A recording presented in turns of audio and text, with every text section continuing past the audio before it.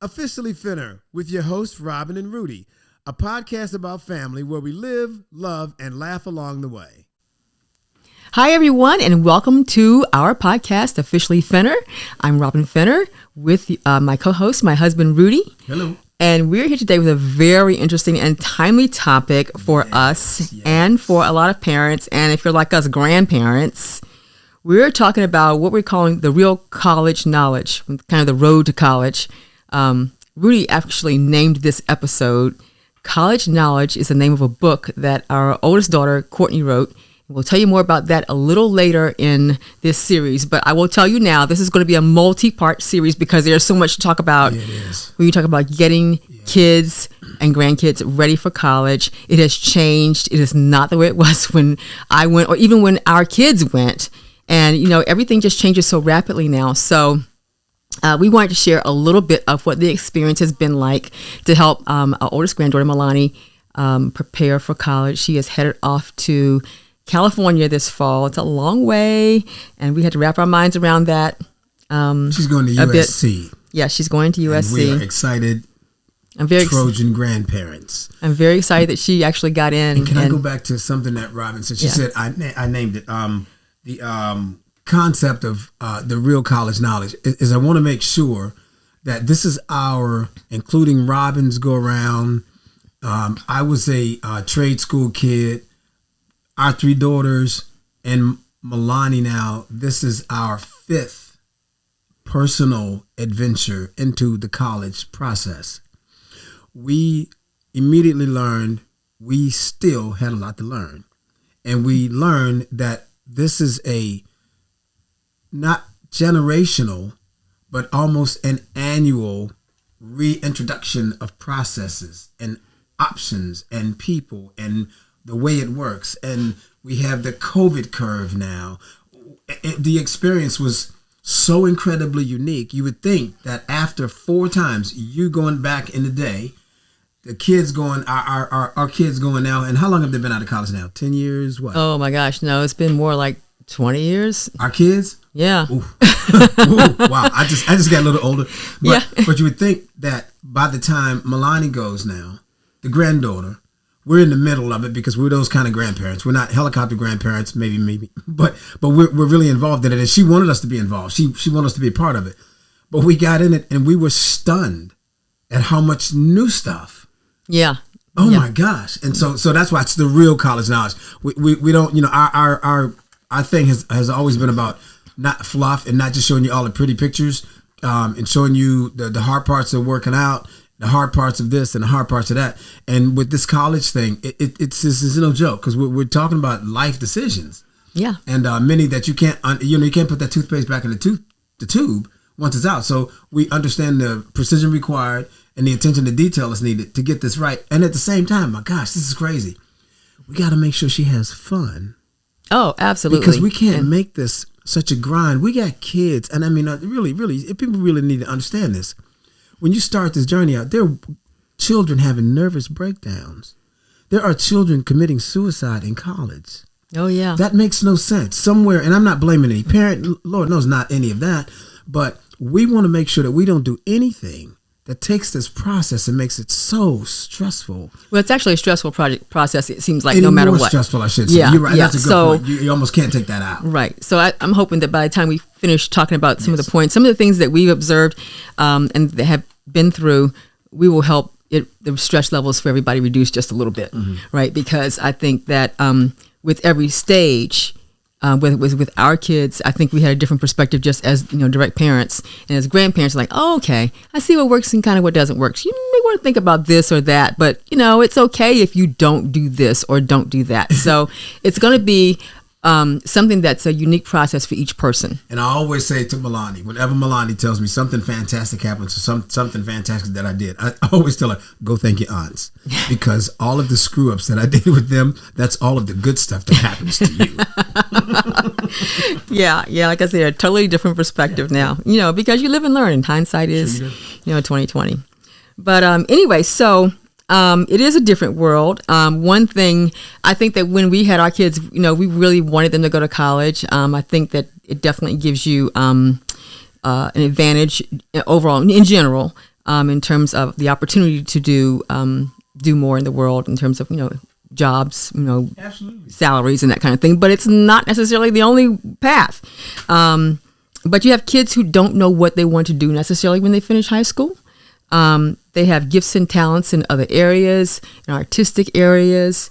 Some of them can work really hard as entrepreneurs, and they can blossom. And you know what? If that's your kid, or if you're that kid and you're listening, if you're really ready to grind and do those kinds of things, I say go for it. Well, and I mean, we talked about choosing to go to college, and the first thing you had there was college isn't for everyone. Know your child and listen. Each one is different, and how many people who are hardworking, creative, and just all the things you just said. I'm just kind of reading the list to make sure I caught it all. But here's what I do know. I didn't know. I'm very cautious about this, and I'm really, really careful. I want everybody to go to college. That's my gut just tells me everybody needs to start out with an eye on college. Understanding that we don't all have the mindset, the talent, and in some cases the aptitude to crush it in college. But you know who I pay my most money to? Is my plumber. And I guarantee you, my plumber as little children used to say in the growing up, they don't not have a college degree. They are skilled craftsmen who take a lot of money. My AC system cost a lot of money when I replaced it. Yeah. And I've seen those trucks up and down the neighborhood the whole summer replacing those units. Yeah. There are a lot of people in the trades making a whole lot of money. Yep. And so it is not to say that college is the only option. And I am not one who's ever going to be dismissive. I've watched people go, I went the IT route. I didn't go a formal education route. I kind of went to diesel school to be a diesel mechanic because I didn't feel like, I didn't have the confidence. Let's tell you the real truth. And that's a question to ask your kids if you to dig down deep, because my parents didn't have I talked them out of it before they dug. But the truth of the matter is I didn't go to college because I didn't have the confidence to go to college. I felt like I was better with my hands. I went to school to be a diesel mechanic. While waiting for a job at Metro, I ended up in an IT space and ended up working my entire life in the IT industry. So that was all just a grinder who just fell into place and grind and fall into place and grind and just worked my way up to making money that I should never have made because I didn't go to college. And it's kind of like, man. No, you should have made it. Well, you feel like that. But I've done incredibly well. So we know that you can do well without it. But the eye is on college because that is a path that's more clearly defined and seems that your route has been one that I admire, and I'm trying to get everybody I know to follow you because you're the person that had a real retirement plan and ended up walking away from a job much earlier than most of our other colleagues and friends, and you really came out nice. So like, nah, do what she did. Don't do what I did. I'm a grind kind of guy. Most people don't have the grind I got. Mine is really weird grind. Yeah, well, part of that's also, working in certain places and certain industries. Correct. There's that. But, as you said, there are trade and technical schools. And, a lot of the IT companies now kind of have this train to training pathways. They're in-demand jobs. Amazon and Google will take care of you. They will pay you. They will train you, and then they will pay you, and you can grow within those companies if you're really good. There's community college. So instead of a 4-year college, maybe you want to try a 2-year college. Maybe you're doing it to kind of figure out what you want to do. Maybe you're just going to try to get those basic freshman and sophomore courses under your belt for a lot less money because it costs a whole lot less than 4-year colleges. And I'm all for that if you want to save money going to college. Can I pause? Because I need to tell you, and this is just real talk. This is real talk. You're looking at two parents here who made an executive decision. Our twins, we did not feel like they were mature enough and aggressive enough from an education perspective to go to college, 4-year school right out of high school. So we sent them to community college. They didn't like it. And they still don't like it. And as grown women, they'll tell us when they get real sometimes, I really don't like the fact that you did that. But we probably, that first year, we saved at least, am I right to say at least $7,000? At least, probably more than that per year, honestly. Yeah, but, I'm talking about just that first year. Yeah. And what happened was they didn't agree, but they had an opportunity to mature as people. Right. And grow and even to discover more about what they wanted to do. Right. Because they didn't know. Now, the first one knew. She wanted to go to college. And, we were doing the college tours in Virginia. Yep. She got into JMU. We really like JMU's campus. I'm like, yes, you go to JMU. It's great. She said, yes, I'm going to go there. And then UVA accepted her. And she came back and said, Mom, UVA is the #1 college in the state. If they offered it to me, I have to go. And so she switched and went to UVA. Yeah. So that was the kind of mentality that she had about going to school. The others, they wanted to go, but again, like you said, they kind of weren't really sure about exactly what they were going to do. And that's just being real. And that's hard to tell your kids something like that, right? Yeah. Because in their mind, it's easy to interpret that as failure. In my mind, it's interpreted as just what's real. And we have to, we gotta stay in real, because we don't think, I mean, one went to Mason and the other went to VCU.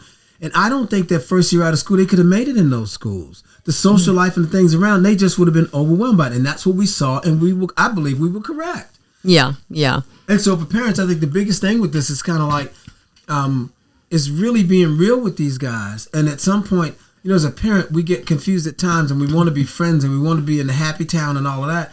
And that's a hard part of it, is telling, no, I can't support that, because I don't think we're ready for that. I don't think you're ready for it. I don't think I have the resources and assets to rebound you from those things if you fall. Mm-hmm. So no, let's go to community college. And they were pouty and they were angry, but they did those 2 years. And when they went to those schools finally, they had a ball. They blossomed. They did one had a ball. And they did great jobs. Great. Yeah.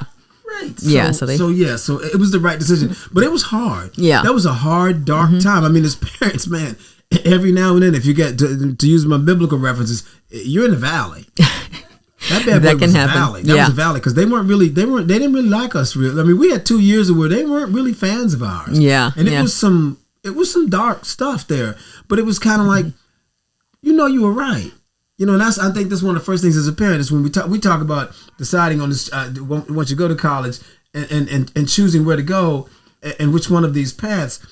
It's kind of like, no, that's for real. That gap year stuff and military. The sidebar, I had another kid who I treat as like a mentor, but he's like my son, quite. And the counselor called freaking out because Quiet was going in the military. And I had to calm her down. I said, can I be really honest with you? What college do you think he's going to go to? This is an incredibly aggressive kid. He was raised aggressively, and that's the way he rolls. I said, you're talking about him going to the military. I pray that all men who have this kind of courage and who are guys that can hold on and loyalty, it's a street mentality, honestly. That's a military dude right there. Yeah, and he did very well in it, too. Dude went in the military, made a career out of it, 10 years, 12 years, riding on the back of a Humvee, getting shot at, shooting people, and thought it was a great day. He would call me in the middle of the night sometimes and tell me about the day he got shot, he got blown up, he got all kinds of stuff. And he loved that career. And I look back on that time, and my gut just said, no, this is him. But you know what it also did? The other thing it did, though, it really helped him to grow up because he came from a kind of a tough background. Oh, man. And it really helped him mature, and it helped him it gave him a framework for life. Because right now, I mean, you're the kind of person that kind of likes that. Okay, he likes a certain kind of, certain activities, I guess. Not bad things or anything like that, but he likes to go to the shooting range or whatever.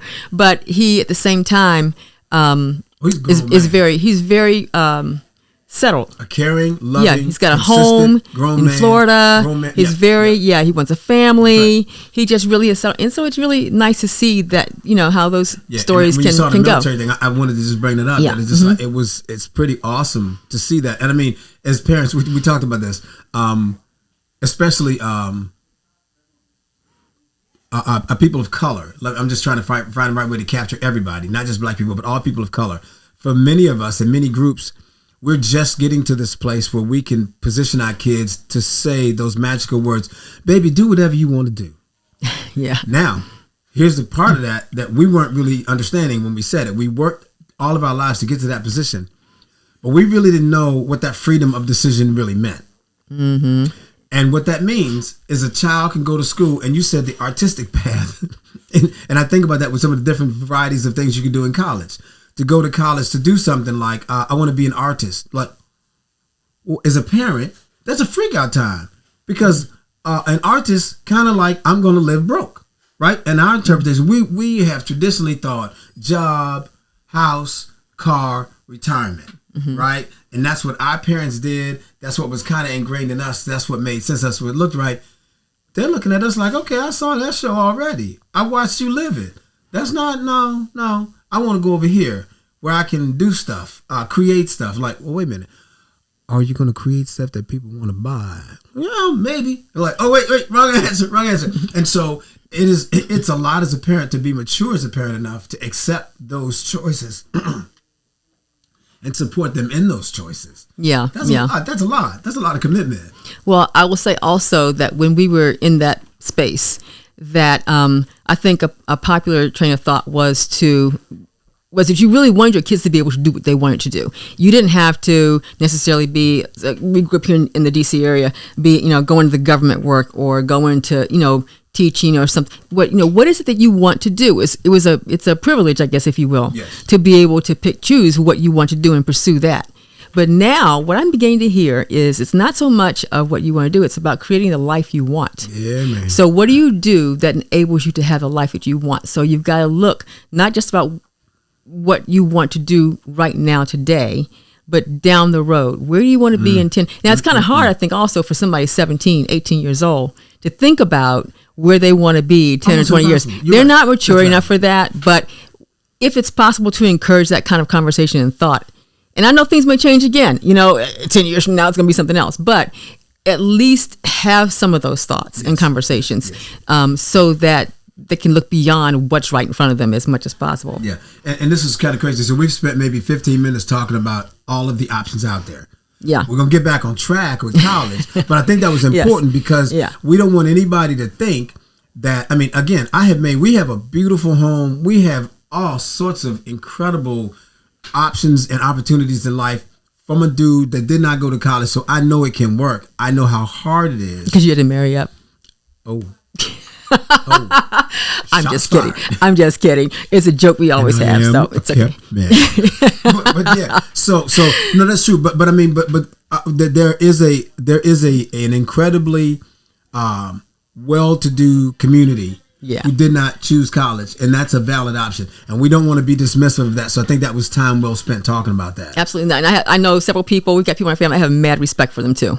So it's a grind. And sometimes you look at the entrepreneurs of the world, and you look at the top people like Bill Gates did not finish college. Yeah. Anna Wintour, I don't even think she went to college. The editor of Vogue. There are lots of people who have done exceptionally well in the world. Yeah. And when they were little kids, I don't know that anybody knew they were going to do what they're actually doing. So it can be done. So there are lots of things that can be done. There's opportunity for everyone.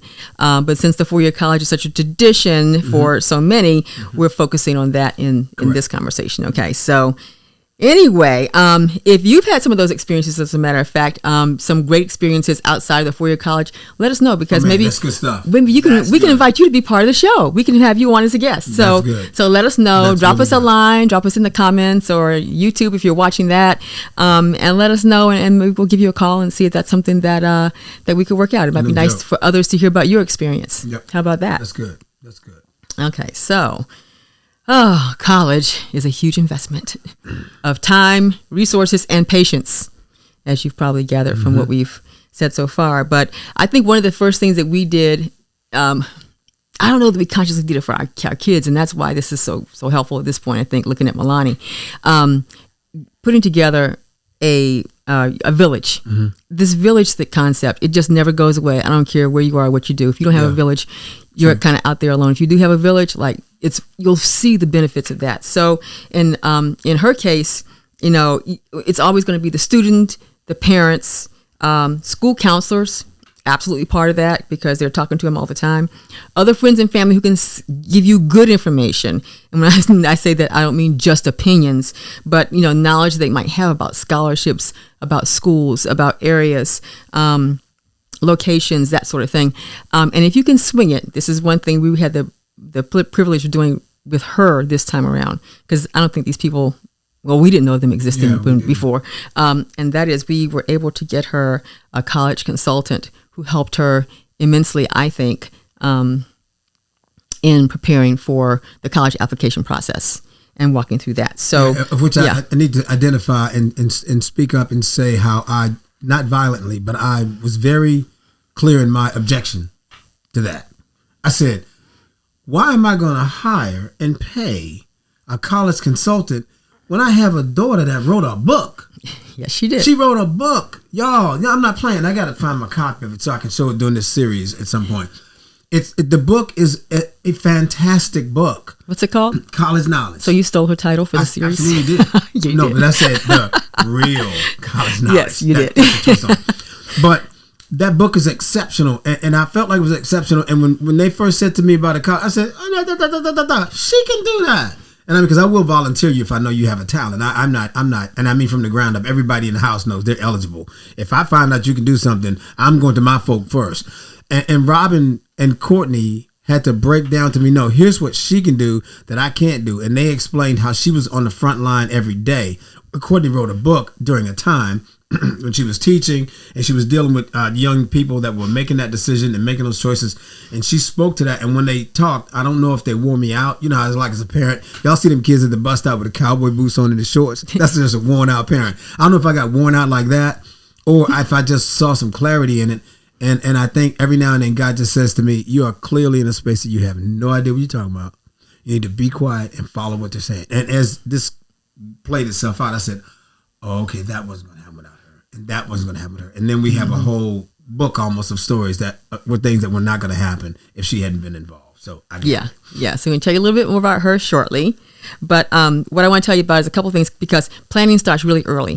Financial, oh my gosh. If you are able to start a college savings plan for your baby when the baby is born, do that. The 529 programs that they have in Virginia, for example, excellent ways to begin to save. But financial is a huge component. So as soon as you're able to do that, start setting that money aside. And can I say this too? Mm-hmm. It's not just financial. You need to talk to kids about grades for college when they're in middle school. Mm-hmm. You need to talk to kids who are not going into college about these trades, about other things they want to do in middle school. And let me tell you why. I have been involved in and around the intelligence community for a while now. And you know what? The biggest thing that keeps people out, I got to be honest, is drug use. Oh, okay. Yes. So lifestyle choices. Yes. And so you need to be talking to your kids in middle school and make them understand that just weed.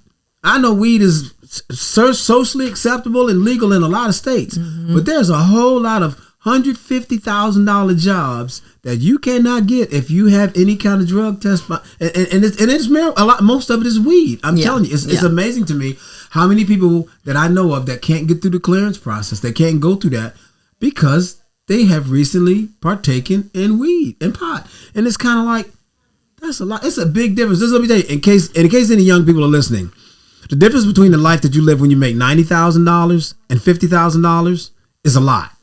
The difference between the lifestyle that you live when you make $90,000 versus $160,000 is a lot. The difference between a $50,000 job and a $160,000 job, it's a lot. And if the only thing that's separating you is weed, you got as much talent as the person making that money, that's unfortunate. Yeah, and you know what I add to that? Social media.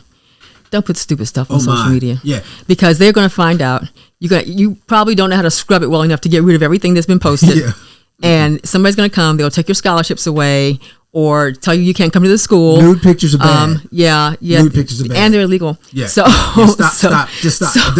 Everybody gets in trouble. Stop. So just don't do that. We know of situations that we are like, 2 steps away from where that has happened. And that's not a good thing. Yeah. So just be mindful of that. And I'm going back to middle school because a lot of these tracks start, for me anyway, I'll speak to me personally. It's been a long time ago, but the 7th grade was where we started making choices that they're like, okay, that got intense.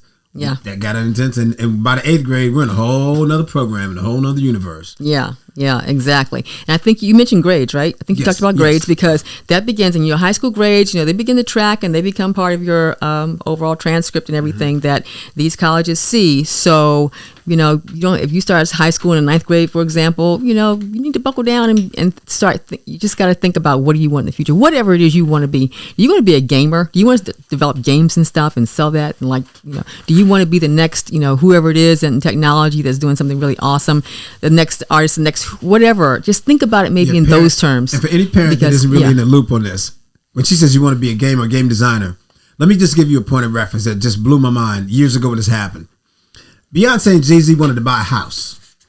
It wasn't a normal house. It was a very unusual house. It was a stunning house. It was an amazing house. And they couldn't buy it. You know why they couldn't buy it? Why? Because some guys that had developed a game outbid them for the house. Oh, and you want to understand what kind of they were all ready to go. And I don't know if it was Fortnite or one. It may have been Fortnite. It may have been the creators. One of the parts of that they bought the house because they had more money to offer than Beyonce and Jay-Z had. Okay. And you want to know who's making money? You can step down now. The witness can step down now. We're all done. All right. Point made. All right. Yeah. So we got that. So we got the grades and, things like extracurricular activities, volunteering. Those are all things they ask about on college applications. So if you have a kind of a history, like every year I've done this for the last 3 or 4 years. In Malani's case, she was helping out with our brother-in-law's he has a Christmas party for kids who are less fortunate, or sometimes they're military families, different groups of kids that he has, chosen to serve. And for several years, Rudy actually has been involved in helping out with that for the last 20 years. And so as Malani's come up, she's seen that, and she has been part of that too. And that was part of her college application process when they asked her about those, volunteer activities. So sometimes they're things at school, sometimes they're outside of school, but definitely that's really a good thing to make sure that you're doing. Yeah, and let me just say this. Now, I got stronger. I remember saying this you were saying that, and I was remembering having a conversation with Courtney. And my daughter Courtney's like a lot of kids, like, my parents don't know what they're talking about. They're nice people, but they don't know. And so a lot of stuff she couldn't really process. Now that she's older, she gets it, and she's all, that's my girl. We're like hand in hand. But I remember talking to her about when you apply for college, I need you to understand colleges need you more than you need them. And that's a hard statement, but it's the truth, because they can't run without students. They have to have students. They have to find students. So don't trip and think that you are serving them as much as they're serving you. And what I mean by that is, I'm looking at a list of people who are trying to apply, a list of applicants. Who is going to bring the most to my school? Mm-hmm. Who's most likely in their after college life to bring me glory? Right. When they talk about success, when a person is talking, when a successful actor, when a successful athlete, every athlete, they talk about the school he came from. Yeah, exactly. Every entertainer that went to college, they talk about their college. And so understand that you go in, they're going to get at least as much from you as you're going to get from them. And so you need to go in with these applications and go in these discussions with them with some confidence that you got to know, man, this is like coach speak, but you got to know who you are and go in there with your chest up and talk with your chest up when you're applying. And when I said that to Courtney kind of like, is he drunk? I'm going to UVA. I can't go to UVA. Now, Malani was different. I told Malani, I said, let me tell you something. You got skills. And I identified the skills, which was better. I don't think I did a good job of that with Courtney. I identified the skills. I said, and when you talk to these people, know that you're giving them that skill and you're going to make them better. When you leave that place, that program, they're going to brag about you being in that program. So when you are talking to them about applying for the program, talk to them like you're bringing them something. And you know what happens when you do that just right? You don't just get accepted. Sometimes they bring their money. Yeah, exactly. We're going to get into that a little bit later on too. So yeah. You can step down. All right, so we got that. Next, SATs. So the college exam. So that's beginning to shift just a little bit. So I'm not going to tell you exactly everything that's going on with it, because I could say something wrong, because it could change tomorrow. But I would suggest that you stay on top of what's happening, because a lot of schools now are not requiring them. That's right. And there are a lot of majors that, if you're going to go into certain fields in the school, you don't need them. So there's that. If you are not a good test taker, and you're going to go to a school, where you don't need it, or into a field where it's not needed, then don't worry about it, because that score is not going to necessarily help you. Why are you going to introduce a bad score when everything else was good and nobody was counting it anyway, unless they found it was bad? Right. So don't submit something that's going to count against you if you don't have to. All right. And then there's also a new format apparently starting in a couple of years. It's going to be digital, no pencils needed. You can keep your calculator throughout the test or whatever. So I've heard about some things like that. So like I said, check that out before you decide, okay, I have to take this SAT. And then it costs a bunch of money. So anyway, there's that. And it's just more, more tension. Yeah. That's a stress. More stress if you don't need it. Okay. Okay. So another thing that we found was really important, just on a very overall general view is to research the school, the schools that you're interested in, and you've got to think about what they offer that you're interested in. As just you were just saying, what are they offering? What are the factors? What are the factors you should consider as you look at different schools that you might want to go to? What's the location like? What's the campus vibe like? What's the size of the school? What's the town like where the school is involved, located? And I will tell you a story about that too. That was very interesting as we were helping Malani look at some schools this year. And then of course you got to compare the prices. Now I will tell you, I'm a very cost conscious person. you not so much, but it'll work itself out. That's the truth. But I will say that when I see something that's really expensive and like, oh my gosh, I don't know if we really want to do that, but I'm more likely to say, okay, let's just do something that we know is affordable, that we can do, and you won't have to have any debt afterwards. I really like that concept. We learned a lesson in this that we'll talk about as well, in terms of the kinds of money that you can get from schools. So I would say, got money, y'all. They got a lot of money.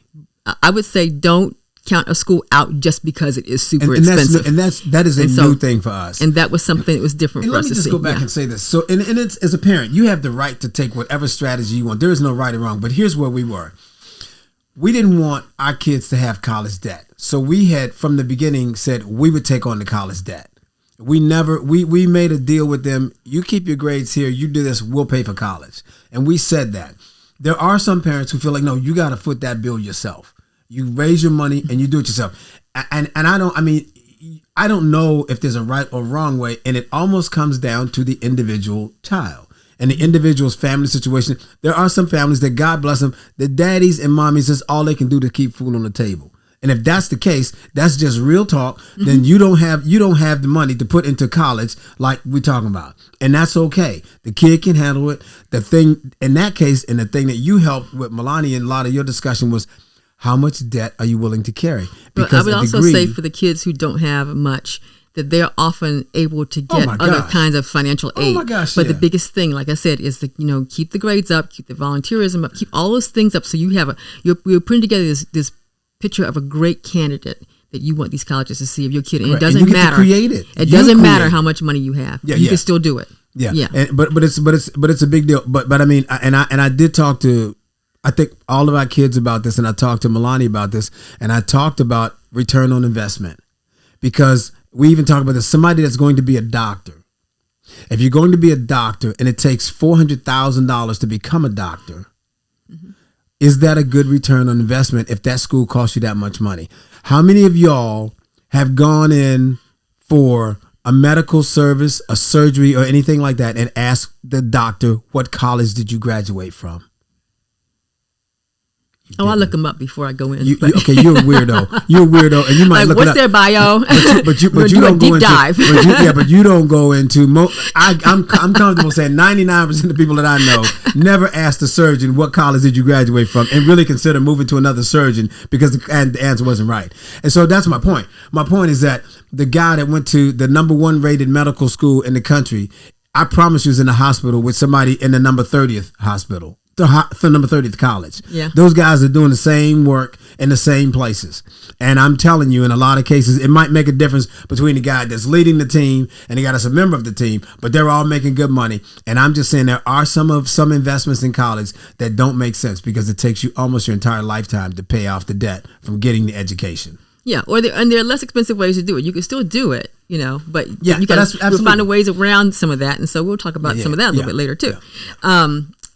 Also, you need to look at the college's 4-year graduation rate, because if a lot of kids don't really finish in 4 years, that means they're finishing in 6 years, which means you're paying for more than 4 years. That math was off. So check out that kind of information. Campus tours usually occur in the 11th grade. In our case, during that time, we were going through COVID, so a lot of the campus tours were canceled, and Malani couldn't do that. However, she flipped the script and decided, I'll do virtual tours. I'll find out all the information ahead of time, narrow down the schools that I'm most interested in, and then I'll tour those schools. So that was really smart. And she actually said something that messed me up. I was kind of messed up behind it, because she said, At one time, and I don't remember how this played out, but she said, "I will tour the schools where I'm accepted." Exactly. That's what I meant. Yeah, you're right. Yes. Mm-hmm. And I started scratching my head. I said, wait a minute. You mean to tell me that all this time, we as a community, just Virginia, just college applicants in general, we're going to visit schools that haven't even accepted us yet? In some cases, we're spending hundreds or $1,000 to take a trip to a place that hasn't even said you can come. Well, yeah. The more I thought about that, and I know that's traditionally what goes on. I know that's because you want to check it out. So on the one hand, you do want to check it out and see what is it like. That makes no sense. You haven't said I can come. Yeah, yeah. So I'm touring like that's like a band going to concert venues that don't even have a date yet. Right. I don't know. Yeah. Exactly. That's so funny. That's a great comparison. That's a wild. Maybe someone will show up. We're going to the Boston Garden for what? In case we play that one day. It's $1,000 trip, but we'll be back at what? That's crazy talk. Yeah.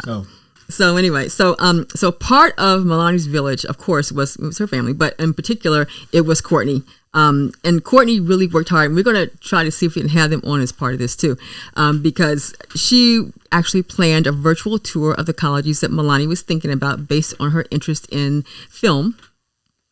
And we had a session one day. It really took like all day, and we were all here together in the house in the family room, and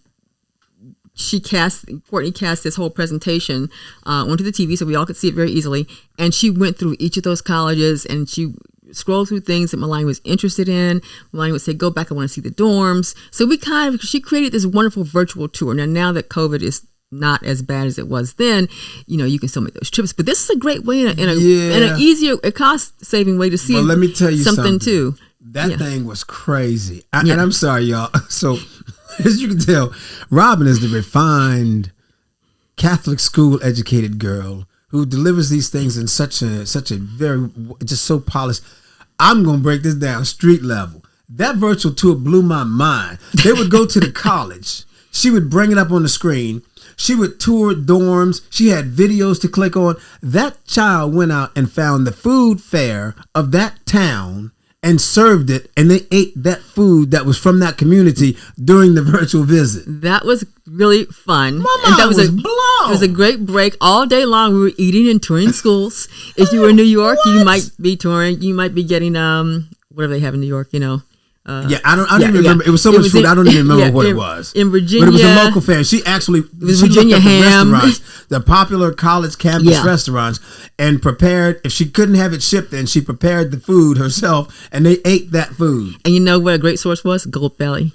Yeah. Gold Belly has, regional foods and everything, the contacts with all the restaurants. So a lot of it was that. We had everything from snack appetizers to lunch to dessert. So and we found some colleges that were little gold nuggets that nobody had talked about. Yeah. We found things because Malani's special, her thing was film and filmmaking. We found some small schools on the East Coast that blew our minds, the facilities and the money that these schools had and the process, the education, the programs, the tools, what in the world? It was nuts. I was blown away. And I'll tell you the other thing too, because I'll say that when we moved to Virginia, we were living in Maryland, and part of our long-term strategy was the fact that Virginia had so many state schools that were reasonable in cost. It's not we. That was her thinking, and I'm giving you credit. I couldn't even build up I couldn't build up enough criteria to argue with her, so I just went along when I got there and said, "Hey, it's a great idea to be in the state of Virginia because they have a lot of great schools." But it's true. They have a great selection of public schools where the tuition is lower than, most private schools in the country. But we found a lot of private schools that also have money to give. So much money. They really were nice schools. It was like, okay, I hadn't heard of that one, but they had so much to offer. Yeah. So I will say that if you're thinking like we were then about public schools and their money versus private schools, don't take the private schools off your list. I'll tell you why later. So yeah. Okay. Very good point. All right. So we don't want to make this particular session too long, but I'm going to tell you very quickly that we mentioned the college consultant, and I have to tell you that along with Courtney, this one was absolutely fantastic. Her name is Janine Thompson, and she is at thecollegeguru.com. I'll tell you the biggest mistake we made on our part with regard to her is that we didn't know about her until the fall of Malani's senior year. because when you get with a college consultant, and a good one like Janine, you need to be talking to her in the spring, early spring, because her spots fill up. And I mean, they don't have 1,000 people because they're giving you very personalized attention for your student. So it's best to reach out to them and find who you want to work with in that 11th grade year. Because a lot of things can happen over the summer that are going to help your kid do better. So, for example, you have to prepare for these college essays. You might not know exactly what the colleges are going to ask you, but she can start pulling out the things, your talents and your attributes that you'll want to showcase when you write your essays. And you can start putting that together when you have time during the summer, because when school starts again, you're so busy with school, you don't really have the time to do that the same way. So that was really great. She kept up with Janine knows the changes that are taking place in the school, in the marketplace. She knows what's happening each year and how they're looking at students differently. So she brought that knowledge to the table. She really helped Malani and her mom stay on track with dates, deadlines that they needed to meet, the whole FAFSA form that needed to be completed. She made sure that they did that. So I will say that if you are the parent of a child, you know what it's like to try to get them to to clean their room. So you're trying to get them to keep their grades up, do this, do that, and get the college applications in and all this other kind of stuff. When you have somebody, if you can do it, if you have somebody else who can come in and be your Mary Poppins, if you will, to help you get through this process, it really is wonderful. And she really worked with us. People have different price points and that kind of thing. So you could talk to different people and figure out how you can break that down if you're able to do that. But I think that, it really was a great investment. And let me we gifted her with that. That's how that worked out. And let me again go back real talk, because everybody's saying, well, what difference does it make? Let me just make sure you understand this. Malani applied to 8 schools. 8 schools. She applied to 8 schools. It was a grueling process. This woman and everybody else had to work to get Malani to stay on point for the resumes, to turn out all of the documents that were submitted, and blah, blah, blah, blah, blah. Do you know how many schools Malani got accepted to? 8. Let me say that again. She applied to 8 schools, and she was accepted by all 8 schools. The way that this process went, I'm confident that because of the consultant and because of the village's help and urge her on and cheer her on, the application and the process made her not only an accepted candidate, but I don't think there was one case where any school offered no money. Every school offered some money. They did. They offered some money. They did, yeah. And what Robin said at the beginning, I mean, it's Malani's business. So I won't talk about that. She can talk about it if she wants to when she comes on here with us. But just understand that some people, the USC process was mind blowing. USC wasn't a reach school. It was we're not even going to talk about it school. It wasn't even really on the list. I think it was one of those schools that she looked at. It's a dream school. It was a dream school. It'd be nice. She didn't really talk about it. She applied at the 11th hour, grueling. When she talked to that professor at USC who called her, if I'm not mistaken, the exact words were, because Malani knew the costs were insurmountable. It was so expensive to go. And that professor said, if you get in, we'll make that work. And they did. And it was great. Them dudes made that money work. Yeah. And so that's where Robin is talking about.